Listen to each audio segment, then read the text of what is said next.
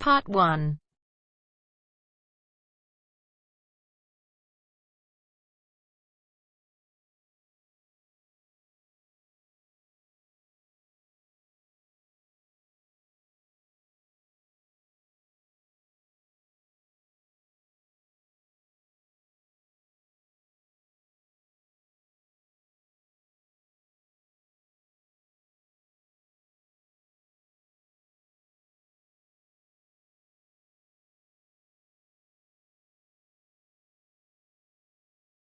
You will hear a number of different recordings, and you will have to answer questions on what you hear.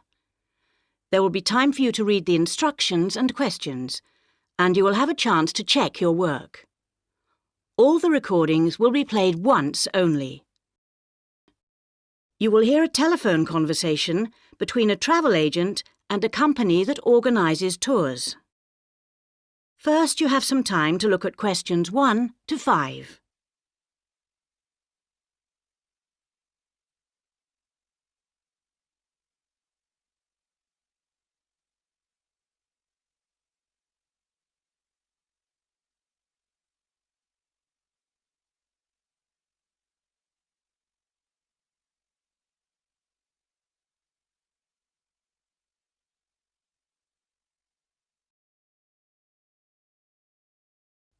Now we shall begin.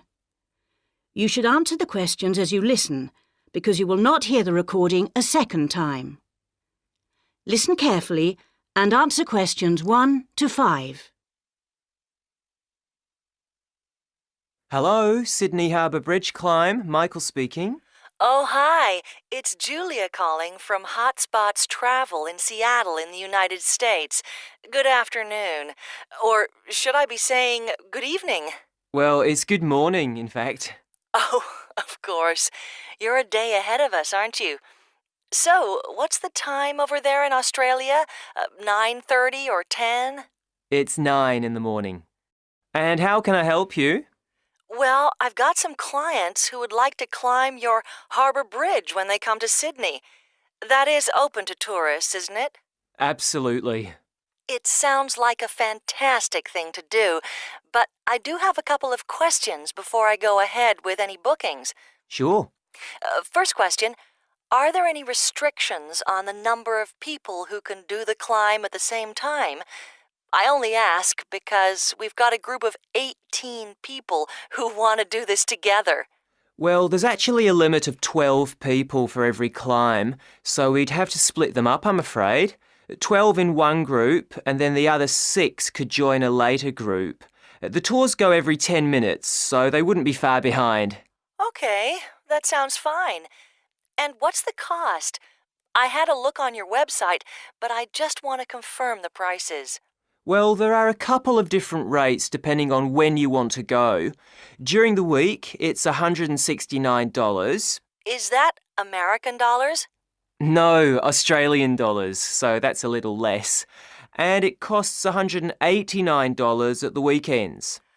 So, $169 weekdays. That's for an adult, and for a child, it's $100 during the week. Right. But do bear in mind that children under 10 are not permitted to climb. Uh-huh. So how long does it take?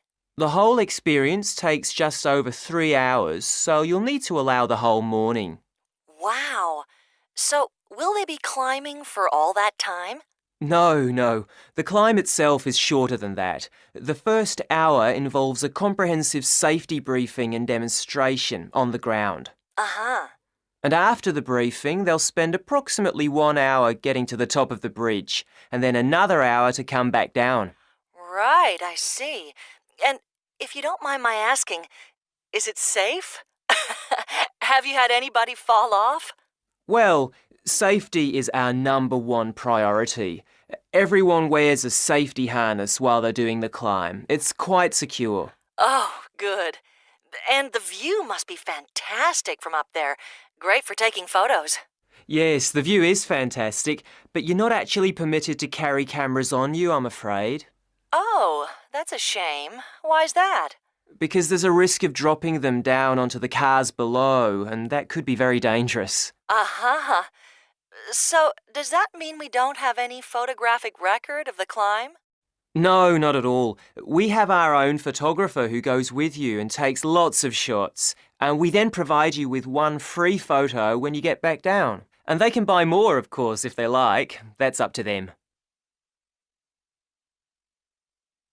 Before you hear the rest of the conversation, you have some time to look at questions 6 to 10.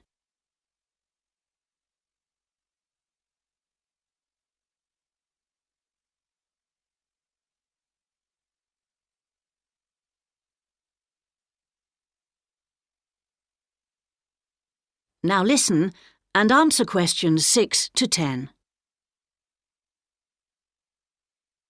It must get pretty windy up there, so should they wear some windproof clothing? You know, an anorak or jacket of some sort? No need for that because all climbers are provided with our special suit to wear. Oh, really? Sounds more like a moonwalk with the safety harness and suit. Yeah, a number of people have said that. So climbers should make sure they bring something which isn't too heavy, such as a t-shirt. I see. Because they need to be able to put the suit on over their own clothes. Exactly. And we do stipulate that climbers must wear rubber-soled shoes, such as trainers. So avoid open shoes with leather soles or sandals, as they might slip. Because, you see, they'll have to climb up and down 465 steps and squeeze in and out of the girders. Boy, so you need to be pretty fit to do this climb. Yes, it's certainly not recommended for anyone with a medical condition, such as a heart problem. Well, I don't think we have anyone in that category in this group, but I'll let them know. Meanwhile, could we look at some possible dates? Certainly. Let me get some contact details from you first. Sure. Well, my name is Julia Kramer. That's Kramer. And I'm with Hotspots Travel. We're based in Seattle. Do you have an email address that I can contact you on? Sure. It's info@hotspots.com. That's INFO at hotspots, HOTSPOTS.com. The group will be in Sydney for the week commencing August 21 for 4 days. We'd really like to do this on August 22 or 23 if possible. Well, let's see. We do have a vacancy for the 22nd. Oh, but hang on, that won't do because there are 18 of you, aren't there? It'll have to be on the 23rd to accommodate that number. Great. I just need to run that date past my clients. Fine. Or you can book online, you know, if that's easier for you. Yeah, that might be best. And thank you so much. You've really... That is the end of part 1. You now have half a minute to check your answers.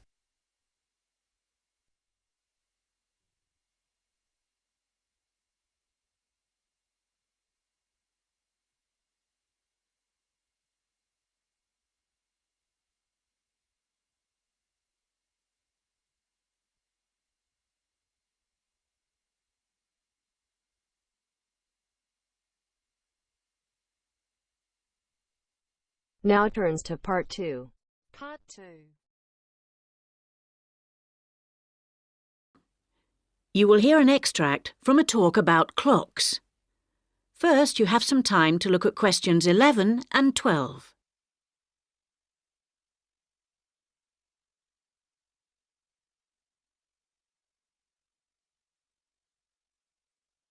Now listen carefully and answer questions 11 and 12. Good morning and welcome to the programme. And this week we're talking about famous objects and in particular clocks. And in the studio with us is Dylan Rees, a man with a passion for clocks. Thanks, Chris. Well, I've always been fascinated by clocks, and in particular, I like public clocks. For me, they represent everything that is good about a society: civic pride, social stability, and a sense of community. If you forget your watch one morning, or you can't afford a watch for that matter, you can always rely on there being a public clock somewhere nearby to help you out. By definition, such clocks are designed to be noticed, so they tend to be in prominent positions, such as church towers, railway stations, or other tall buildings. Sometimes they function as advertisements too, and so far, nobody has found a way of charging you to use them. Unlike digital clocks, which just show the time as a set of boring electronic numbers, the hands on the face of a clock represent time itself by moving round. Others announce the time by making some kind of noise. Before you hear the rest of the talk, you have some time to look at questions 13 to 20.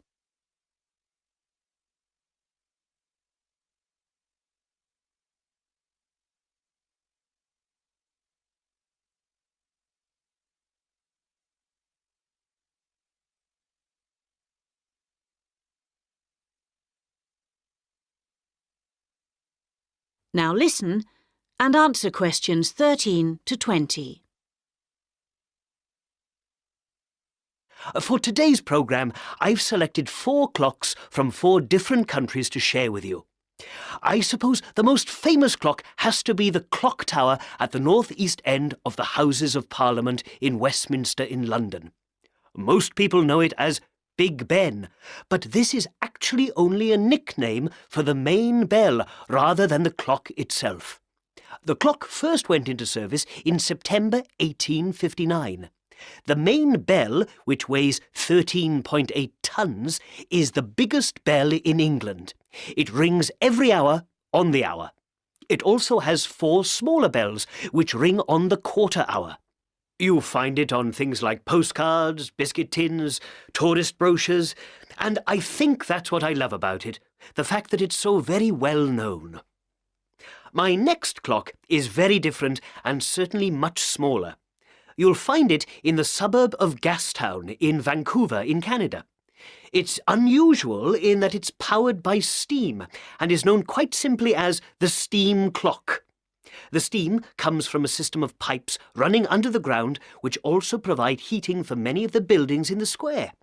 It's based on an original design dating back to 1875, but the clock itself is relatively new, as it was only built and first used in 1977. Although it doesn't look like Big Ben, it does play the famous Westminster chimes every hour. And every quarter hour a loud whistle sounds, so you won't have to wait long to hear it. At night time, you can see steam rising from the top of the clock, and it's certainly more impressive at night than during the day, but I always find it charming. One of my real favourites is the magnificent clock in the cathedral in Strasbourg in France. The actual clock mechanism was constructed in 1842 by Swiss watchmakers, but there were other craftsmen involved in its construction. Not only does it show the time, it also shows time passing. Every day at 12:30, the clock puts on a special show depicting the story of our human journey. It does this with 4 different characters. First, you see the figure of a child move onto the stage, followed by a teenager. Then the adult makes his appearance, and finally an old man. For me, it's not just a clock, it's a work of art. My last clock is in Tehran in Iran, very different from the others we've looked at because it's not in a tower or on a building. It's called the flower clock, and it sits in a prominent position on a hill in a park visible from the highway. It was built in 2005 and is the largest of its type in the world. It measures 15 metres across and weighs 750 kilograms. Being in such an exposed position in the open air, it has to withstand all weather conditions, rain, snow and wind. The mechanism's controlled by a computer, with a separate motor for each hand, guaranteed to operate with minimum error. I like it because it's such an unusual design. That is the end of part 2. You now have half a minute to check your answers.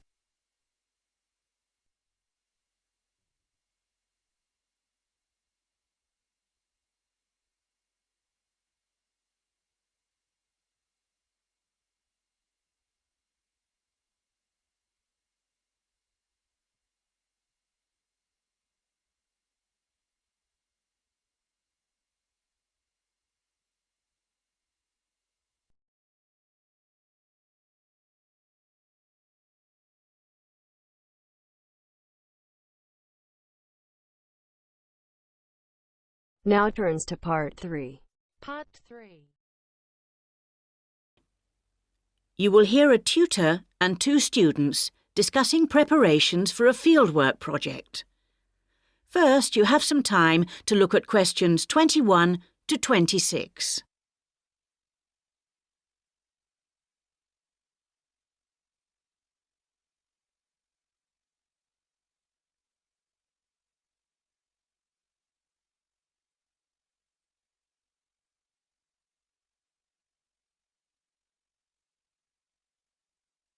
Now listen carefully and answer questions 21 to 26.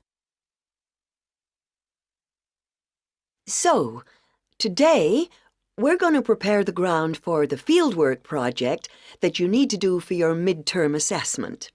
Last week, I said that we'd start by looking at some of the positive and negative sides of fieldwork, and I asked David and Maria to begin the session by doing this. Yes. We've decided to present these in the form of a table, and to do it by briefly comparing the strengths and weaknesses of fieldwork as against research in the laboratory. That's a good idea. Yes. So first of all, the difference between the 2 methods.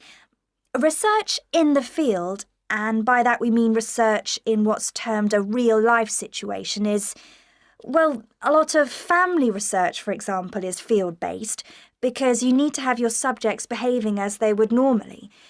I guess when we think of lab research, we often think of medical research or psychological tests. Yes, the lab's good for this because you need to make sure that you know exactly what people are doing.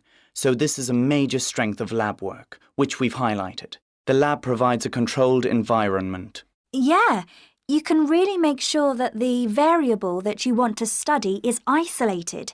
You can keep all the others under control. The other big strength of the lab is that you might need things, for example, a running machine if you're doing an experiment on fitness. Or medical machinery. There's no limit really to the amount of technical equipment that you can have in a lab. So that's another strength. But there are a few negatives to lab experiments, and the main ones for us were what we've called the ecological validity. This refers to the false nature of lab experiments. And another problem is that in the field you can pick and choose your subjects, but you have to ask people if they'll participate in the lab. Which means that you only get subjects who are willing to take part. And the big question then is, will this have an impact on the research findings? So that's the second main weakness of lab research. With field research, the main advantage is that the ecological validity is improved because the surroundings aren't specially designed in any way. But there are certain drawbacks, and they're quite big ones. Yeah, it's much harder to keep some effects that you don't want out of the experiment. If you want to examine the effects of noise on sleep, say, this would be tricky because you never know what noises are going to occur outside a lab. In the lab, you can control the noise. Right. And finally, big disadvantage, though a lot of wildlife researchers do amazingly well with this, it can be really hard when it comes to setting up the whole experimental area. There's all the issues like how long you leave things like cameras, recorders, that kind of thing there once they've been set up, how it's looked after and so on. Before you hear the rest of the discussion, you have some time to look at questions 27 to 30.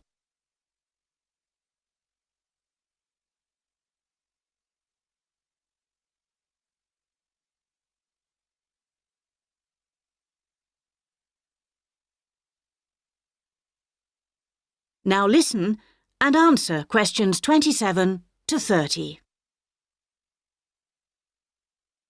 Thanks.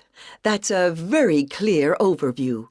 So, we're going to do some fieldwork research that doesn't require very much equipment, but it does, like much research of this kind, involve the production of a questionnaire. There is a new housing estate here, and we're going to find out how people feel about living there. Oh, that sounds interesting. Now, before we start talking about questionnaire design, let's consider all the practical things that have to be done when you administer a questionnaire. Are we going onto the street to interview people? I'm not very keen on that. Why? Well, people can be quite hostile, can't they? Well, you'll be relieved to hear, Dave, that we're going to visit people in their homes. Oh. So, what do you need to consider first? Things like deciding which residents to interview. Exactly.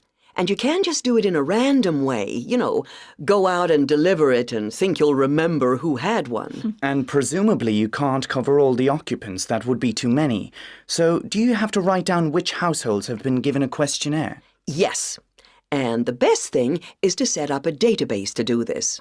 And the collection. I guess you need to think about how long to leave it with them. Oh, but aren't we going to do it with them at the door? Well, your input might influence them then. It's better if they complete them on their own. Oh, I see.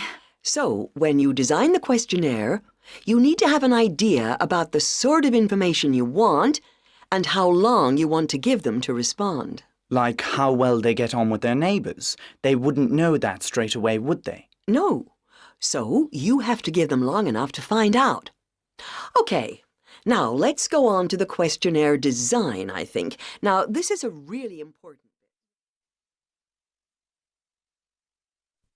That is the end of section 3. You now have half a minute to check your That answers. is the end of part 3. You now have half a minute to check your answers.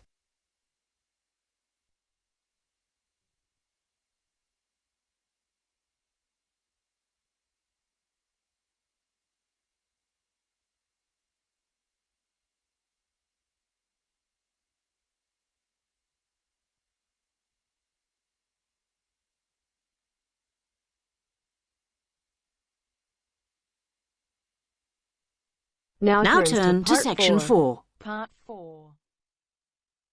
Section 4. You will hear part of a lecture about traffic management. First, you have some time to look at questions 31 to 40.